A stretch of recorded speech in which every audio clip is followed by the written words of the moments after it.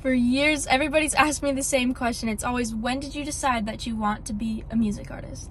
And I can tell you the exact moment. I was a freshman in high school. I had no confidence, no swag, but my parents got me a session with a vocal coach. We'd done our research and we'd been on wait lists, and we finally landed on Philippe because his name kept coming up. And I was terrified because here's this world-renowned vocal coach that everybody's talking about, that everybody's worked with, and he's about to hear me sing. After shaking his hand and speaking with him for just minutes, I could tell, like, this is a genius. I am in a room with a genius. Like, this is an expert. And it was a belting song. It was You Say by Lauren Daigle. That's what I took in, because I didn't know how to belt. I don't think I'd ever sang louder than a whisper in my life up until then. I had every reason to feel inadequate, but he just sat there and coached me and taught me until I had reasons not to. It was a life-changing thing for me. There's no other way to describe it, and that's not an exaggeration. It was just life-changing. He wasn't just like my hype man. I mean, he wasn't just sitting there like, oh, you're doing so great. I mean, he taught me. He taught me what to do. We went over the anatomy of belting and the science, the mechanics of it. He knew what he was talking about, and it wasn't just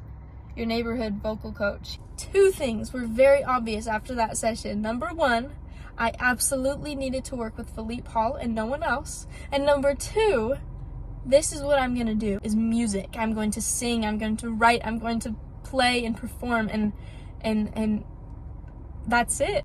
It was decided, it was done, I found my thing.